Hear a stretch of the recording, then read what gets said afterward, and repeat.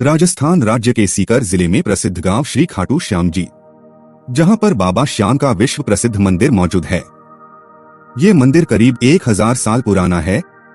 इस मंदिर में भीम के पुत्र घटोत्कच के तीनों पुत्रों में से बड़े पुत्र बर्बरीक के सिर की पूजा की जाती है, जबकि बर्बरीक के बाकी शरीर की पूजा हरियाणा के हिसार जिले के स्याहड़वा गांव में की जाती है। हिंदू धर्म के अनुसार खाटू श्याम जी ने द्वापर युग में श्री कृष्ण से वरदान प्राप्त किया कि वे कलयुग में उनके नाम श्याम से पूजे जाएंगे। श्री कृष्ण बर्बरीक के महान बलिदान से काफी प्रसन्न हुए और वरदान दिया, जैसे जैसे कलयुग का अवतरण होगा तुम मेरे श्याम के नाम से पूजे जाओगे। लेकिन कैसे बने बर्बरीक खाटू श्याम जी, चलिए जानते हैं। उससे पहले अगर आपने अभी तक चैनल को सब्सक्राइब नहीं किया तो चैनल को सब्सक्राइब जरूर करें और बेल आइकन को ऑन करें। इनकी कहानी मध्यकालीन महाभारत से शुरू होती है। खाटू श्याम जी पहले बर्बरीक नाम से जाने जाते थे। वे अतिबलशाली भीम के पुत्र घटोत्कच और प्रागज्योतिषपुर के राजा दैत्यराज मूर की बेटी मोरबी के पुत्र थे। खाटू श्याम जी बाल अवस्था से बहुत बलशाली और वीर थे। उन्होंने युद्ध कला अपनी माता मोरबी तथा भगवान कृष्ण से सीखी थी।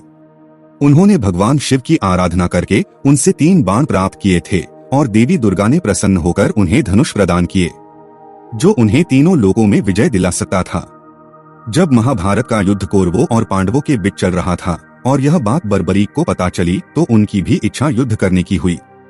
वे अपनी माता के पास गए और बोले, मुझे भी महाभारत का युद्ध करना है। तब उनकी माता ने उनसे पूछा, पुत्र तुम किसकी तरफ से युद्ध करोगे?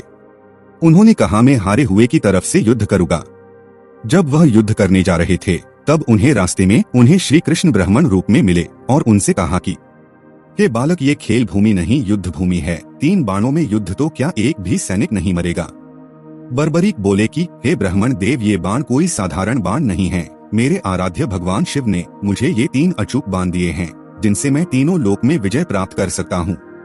इनसे मैं युद्ध को एक पल में समाप्त कर दूंगा। ब्राह्मण रूपी श्री कृष्ण ने बर्बरीक की परीक्षा ली और उन्होंने एक तीर से पीपल के पेड़ के पत्तों में छेद करने को कहा। बर्बरीक ने एक ही बाण से पेड़ के सभी पत्तों को भेद दिया। तब श्री कृष्ण ने बर्बरीक से पूछा कि वह युद्ध में किसका साथ देंगे। तब बर्बरीक ने अपनी मां को दिए वचन को दोहराया और कहा, युद्ध में जो पक्ष निर्बल और हार रहा होगा उसी को अपना साथ देंगे। श्री कृष्ण जानते थे कि युद्ध में हार तो कौरवों की निश्चित है और अगर बर्बरीक ने उनका साथ दिया तो परिणाम गलत पक्ष में चला जाएगा। ब्राह्मण रूपी श्री कृष्ण ने बर्बरीक से दान की अभिलाषा व्यक्त की और बर्बरीक ने बिना कुछ सोचे उन्हें हाँ कह दिया। तब श्री कृष्ण ने उनका शीश दान में मांगा। बर्बरीक समझ गए कि ये कोई साधारण ब्राह्मण नहीं है। उसके बाद बर्बरीक ने ब्राह्मण को अपने वास्तविक रूप में आने को कहा। तब श्री कृष्ण अपने असली रूप में आए। अपने गुरु श्री कृष्ण को सामने देखकर बर्बरीक ने उनसे पूछा कि आपने ऐसा क्यों किया गुरुदेव? श्री कृष्ण ने बर्बरीक को शीश दान मांगने का कारण समझाया कि युद्ध आरंभ होने से पूर्व युद्ध भूमि पूजन के लिए तीनों लोगों में सर्वश्रेष्ठ क्षत्रिय के शीश की आहुति देनी होती है, इसलिए मैंने ये सब किया। श्री कृष्ण ने इस बलिदान से प्रसन्न होकर बर्बरीक को युद्ध में सर्वश्रेष्ठ वीर की उपाधि दी। बर्बरीक ने कहा कि हे गुरुदेव, मेरा शीश तो आप ले लीजिए, किंतु मैं संपूर्ण महाभारत का युद्ध देखना चाहता हूँ। श्री कृष्ण ने वीर बर्बरीक के शीश को अमृत से सींचा और एक ऊंची पहाड़ी की चोटी पर रखा, जहाँ से उन्हें संपूर्ण युद्ध दिखाई दिया। उसके बाद श्री कृष्ण ने बर्बरीक को कुछ मांगने को कहा तो बर्बरीक ने श्री कृष्ण से उनका सांवला रंग मांगा। बर्बरीक के इस निस्वार्थ बलिदान को देखकर श्री कृष्ण बोले कि मेरा सांवला रंग तुम्हारा हुआ बर्बरीक, साथ ही मेरी सभी 16 कलाएं तुम्हारे शीश में समाहित होंगी। तुम्हारी पूजा मेरे श्याम नाम से की जाएगी और तुम मेरे ही प्रतिरूप बनकर पूजे जाओगे। इसके बाद महाभारत का युद्ध समाप्त हुआ, पर पांडवों में आपसी विवाद होने लगा कि युद्ध में विजय का श्रेय किसको जाता है। श्री कृष्ण ने उनसे कहा कि बर्बरीक का शीश संपूर्ण युद्ध का साक्षी है, तो उनसे बेहतर निर्णायक भला कौन हो सकता है। सभी इस बात से सहमत हो गए और पहाड़ी की ओर चल पड़े। वहां पहुंचकर बर्बरीक के शीश ने उत्तर दिया कि श्री कृष्ण ही युद्ध में विजय प्राप्त कराने में सबसे महान पात्र हैं। उनकी शिक्षा, उपस्थिति, युद्ध नीति ही निर्णायक थी। उन्हें युद्ध भूमि में सिर्फ उनका सुदर्शन चक्र घूमता हुआ दिखाई दे रहा था, जो शत्रु सेना को काट रहा था। युद्ध के कुछ समय बाद उनके शीश को रूपवती नदी में बहाया गया। शीश बहता हुआ खाटू नामक गांव में पहुंच गया।